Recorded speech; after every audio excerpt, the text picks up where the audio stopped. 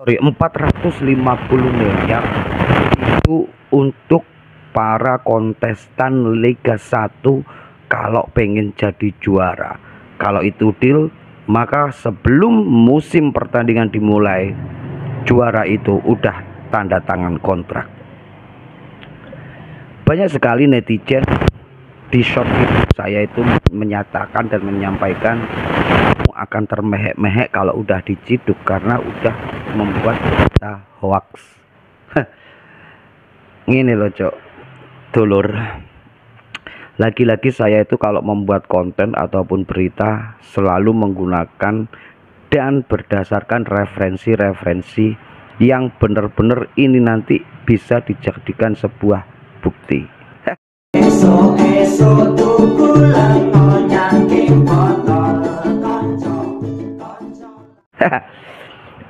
Kembali lagi di sliding tackle-nya Cak Ruri. Terima kasih buat teman-teman yang selalu nonton, like, komen, dan share video-video saya mengenai sepak bola Indonesia. Benar-benar saya ucapkan terima kasih. Kali ini kita akan kembali lagi membahas tentang mafia bola. Sebenarnya kita itu sudah nggak begitu goblok, nggak begitu munafik juga sih. Siapa lagi kalau bukan netizen yang ikut menyuarakan tentang kebobrokan PSSI yang terdahulu. Meskipun ada beberapa orang-orang terdahulu yang saat ini juga masih berada di dalam tubuh PSSI itu sendiri. Sebenarnya saya itu sudah sangat udah nyerah sih sebenarnya nonton sepak bola. Saya dulu itu adalah seorang supporter, gila banget saya dengan klub kebanggaan saya. Saya merelakan apapun hanya demi sepak bola. Akan tetapi untuk saat ini udah berapa tahun ini saya udah nggak aktif lagi, dikarenakan ya udah tahu kebobrokan seperti itu. Tapi ketika muncul Erick Thohir menjadi ketua PSSI dan adanya perubahan-perubahan dalam timnas Indonesia, akhirnya saya mau nonton sepak bola Indonesia lagi. Ya hanya timnas sih. Kalau untuk di liga udah males. Mungkin kalau nanti udah ada perubahan-perubahan lagi seperti yang ada di timnas, saya akan nonton liga lagi. Ketika saya berbicara untuk menjadi juara dalam kontestasi Liga 1 di Indonesia itu membutuhkan dana 450 miliar. Dan itu udah bisa langsung jadi. Itu bukan omong kosong, itu bukan hoax, ngono loh. Ya memang permainannya seperti itu. Kalau terus saya nanti, wah lu nanti akan diseret ke kepolisian, tangkap ini, Pak Erick Thohir harus interogasi orang. Saya siap banget gitu kan, malah suka. Saya punya pengalaman pribadi ketika saya mendukung tim kebanggaan saya. Kala itu saya memperjuangkan gaji pemain. Gaji pemain di Liga 2. Liga 2 itu otomatis masih Liga 3. Otomatis mereka itu mendapatkan gaji dari dana APBD selain dari sponsor. Dananya udah cair sih, kita tahu udah cair. Akan tetapi di situ para pemainnya itu nggak gajian, bahkan ada pemain asingnya itu sampai dia ngamen di kota saya itu, ngamen demi buat makan. Dan seingat saya ada salah satu pemain yang orang dari Afrika itu udah meninggal. Ketika itu saya memang salah satu orang yang aktif di bidang supporter, dan saya itu benar-benar memperjuangkan teman-teman di klub ini yang memang belum mendapatkan gaji. Akhirnya saya menemui orang, dia adalah ketua harian PSSI di kota saya dan juga mantan anggota DPR. Kala itu saya mendatangi dan meminta solusi, ini harus bagaimana, ini harus bagaimana. Kemudian saya itu mengajak teman-teman para pemain ini. Kita udah kayak temen sih sama pemain-pemain ini. Kita ketemu untuk mencari solusi. Dan akhirnya untuk beberapa saat kemudian, mungkin sekitar sebulan atau 2 bulan kalau nggak salah, itu digaji, tapi nggak full, dicicil 20% kalau nggak salah. Sedangkan mereka ini punya keluarga, rata-rata para pemainnya ini punya anak istri. Terus kemudian ada suatu yang aneh lagi, ketika liga ini mau bergulir, ada tiba-tiba perubahan pada posisi manajer tim, dan itu akhirnya menjadi sebuah sengketa. Saya telusuri, kita berdiskusi dengan teman-teman yang lainnya, ternyata itu katanya sih udah diputuskan oleh PSSI pusat kalau kita berbicara masalah manajer tim.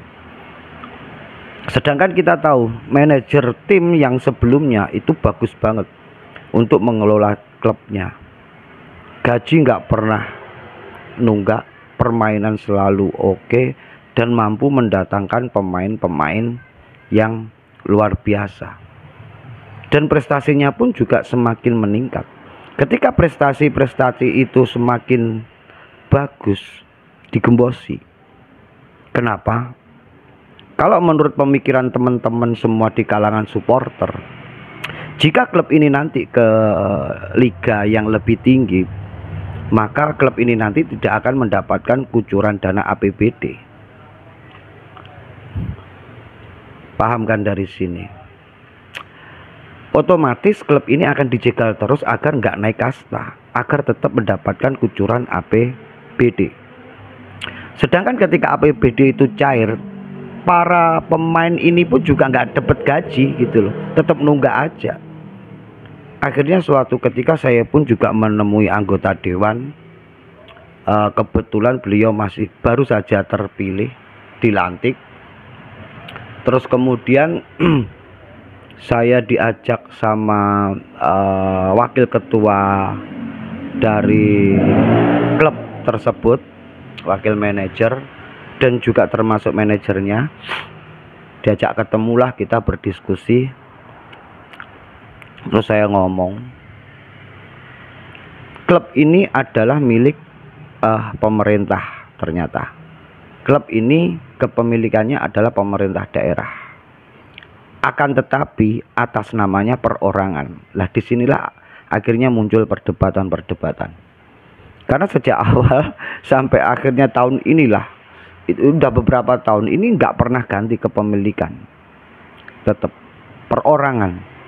Dia juga anggota salah satu partai yang mempunyai backingan kuat di Asprof. Jadi ketika kita itu berusaha untuk naik level, itu ketika udah di Asprof itu sulit, kita pasti akan dijegal. Itu sudah pasti. Karena pengalaman kemarin tuh saya sempat demo, ngajak teman-teman supporter sekitar hampir 2000 orang, kita pun juga gagal. Terus kemudian saya mengajukan ke anggota dewan tersebut. Terus kemudian kebetulan anggota dewan tersebut itu juga merangkap sebagai ketua PSSI-nya di tingkat kabupaten.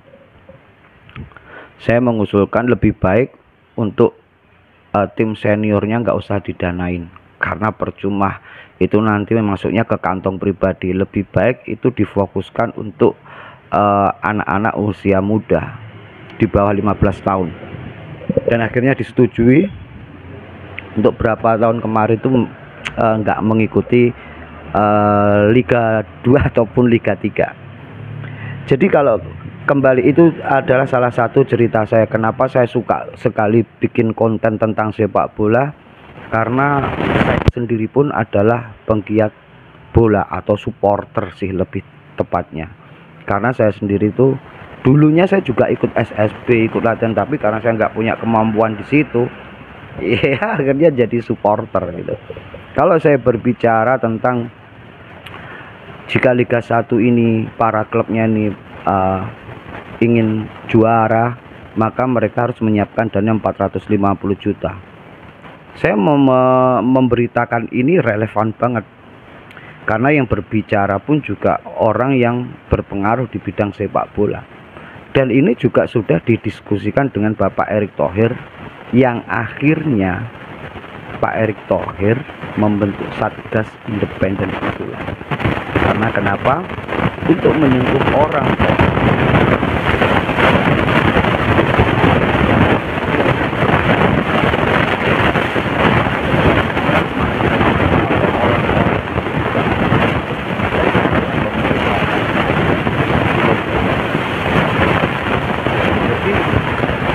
kalau teman-teman menyukai saya lebih dan saya akan bisa menyuarakan apa yang sesuai saya, dan itu pun saya nanti akan pasti minta bantuan teman-teman saya yang berjuang untuk. Jadi sebenarnya untuk menguliti para mafia-mafia sepak bola itu gampang banget. Siapa lagi kalau bukan kita sebagai netizen. Kalau netizen itu kita nggak berani untuk menyuarakan, ya mereka akan melenggang dengan indah, santai banget. Karena apa? Dari dulu sampai hari ini itu mereka nggak bisa disentuh oleh yang namanya hukum positif. Karena setiap kali mereka ini melakukan pelanggaran seperti itu, mereka itu hanya menggunakan hukum-hukum yang ada di statuta PSSI itu sendiri. Sedangkan di statuta PSSI, apapun bentuknya, kesalahan apapun sebesar apapun, ujung-ujungnya hanya komdis gitu loh, komisi disiplin, yang ujungnya hanya dikenakan sanksi berupa denda tanpa adanya hukum pidana. Maka dari itu para mafia-mafia yang ada di persepak bolaan Indonesia itu nyantai banget. Misalkan mereka itu dapat keuntungan dalam proses pengaturan skor itu, misalkan dapat duit sekitar 500 juta lah. Misalkan mereka ketahuan, mungkin dendanya mentok-mentok cuman 150 juta. Kan masih untung. Jadi mereka nyantai-nyantai aja gitu. Jadi buat teman-teman, ayolah kita sama-sama berjuang, kita sama-sama bersuara agar Satgas Mafia Bola yang dibentuk Erick Thohir ini nanti benar-benar akan bekerja dengan maksimal, bekerja dengan penuh transparansi yang luar biasa, sehingga kita selalu bisa memantau dan kita nantinya juga berani untuk bersuara. Karena apa? Kita juga perlu perlindungan hukum. Karena banyak sekali kasus-kasus ketika ada seseorang ini bersuara tentang fakta dan keadilan, maka dia sendiri nanti akan mendapatkan sebuah hukuman yang enggak setimpal, maksudnya enggak seimbang gitu loh. Kan lucu, kita ingin menguak kebenaran tapi ujungnya kita yang dihukum. Tapi kali ini saya akan istilahnya menerima segala risiko atas konten saya. Lagi-lagi saya akan membuat konten yang selalu berdasarkan fakta. Tidak hanya membuat konten hanya ingin viral ataupun hanya membuat berita-berita kacau gitu kan. Jadi salam sehat, salam waras, Indonesia juara.